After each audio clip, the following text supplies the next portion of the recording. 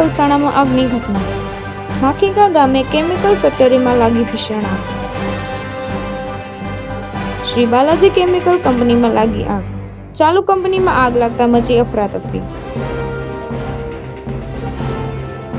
Chemical ભરેલા tanker પણ આગની ચપેટમાં આવ્યું। કંપનીમાં અન્ય એક ટેમ્પો પણ આગની ચપેટમાં। ફાયરની 10 થી વધુ ગાડીઓ ઘટના સ્થળે। બારડોલી, કડોદરા, કામરેજ, સચિન સહિતના ફાયરની ટીમો આગ પર કાબુ મેળવવામાં પ્રયાસ કરી રહી છે। પલસાણા પોલીસનો કાફલો પણ ઘટના સ્થળે। ફાયરના જવાનો દ્વારા ફોર્મનો મારો ચલાવી આગ પર કાબુ મેળવવાના પ્રયાસો કરાઈ રહ્યા છે। કેમિકલની કંપની હોવાથી આગ બની રહી છે વિકરાળ।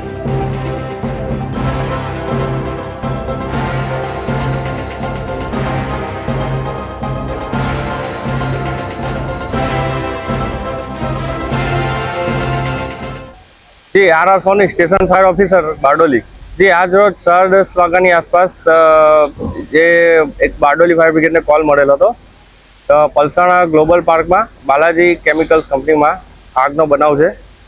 તો એ બનાવને સંદર્ભે તાત્કાલિક ધોરણે બધી ગાડીઓ આપણી ઘટના સ્થળે પહોંચી આગ પર કાબુ મેળવવાની કામગીરી હાલ ચાલુ છે। જે હાલ પ્રથમ તબક્કે તપાસ કરતા કોઈની ઇન્જરી, કોઈ જાનહાનિ નથી અને હાલ જે આગ છે જે 50% કાબુમાં છે। જે હાલ બારડોલીની ટીમ, ERC કામરેજની ટીમ, ફોજીવાલા, PEPL તથા સચિન નોટિફાઈડ એરિયાની ટીમ હાલ ઘટના સ્થળે છે। ટોટલ 10 જેવી ફાયરની ગાડીઓ છે જે કેમિકલને કારણે ફોર્મનો મારો ચલાવી રહ્યા છે। ધીમે ધીમે આગ કાબુમાં આવી રહી છે। नवल किशोर शर्मा, श्री बालाजी केमिकल है और टैंकर और उसमें माल जब अनलोड कर रहे थे तब आग लगी। नहीं, सभी आदमी बाहर आ गए थे और कोई बोल रहा है कि एक आदमी जो भाग के आया था उसके थोड़े हाथ में सुबह 10 बजे से एक कपड़े में फिनिश में काम आते हैं 70-80 लाख का।